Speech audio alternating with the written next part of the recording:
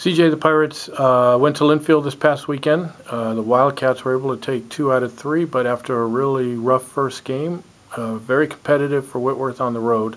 What do you take out of this weekend that you can build on as head coach?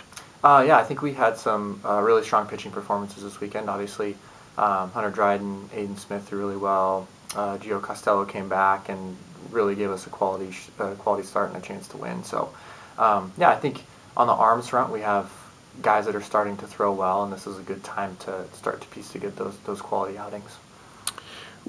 When we start talking about the individual skills of hitting and pitching, how much does now starting to get outside on a regular basis help with that?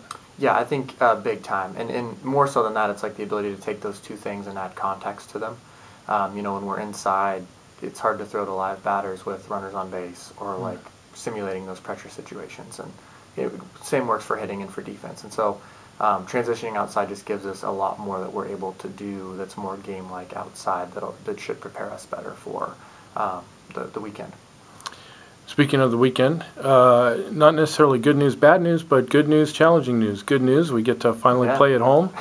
The challenging news, we get to play the defending champions and a really good Pacific squad coming up here. What challenges do they bring? What do they do so well that are going to be difficult for us to match up with? Yeah, and I think the big thing is they're all veterans and they've won for a long time. So I think anytime you're dealing with a team that has that like depth and of experience, you're dealing with a good ball club. But on the pitching side of things, we're going to have to be aggressive early, and we're going to kind of have to make sure that when we get good pitches to hit, we don't miss them. And if we do get late in counts, we're going to have to be able to basically maximize 6-7 pitch ABs as much as we can, even if we're in a deficit. So and on the mound, like, we're just going to have to do a really good job of executing pitches and staying away from the guys that can hurt us with runners on base, and just making sure that we're being a little bit more fine with our pitches and being able to get ahead of those guys.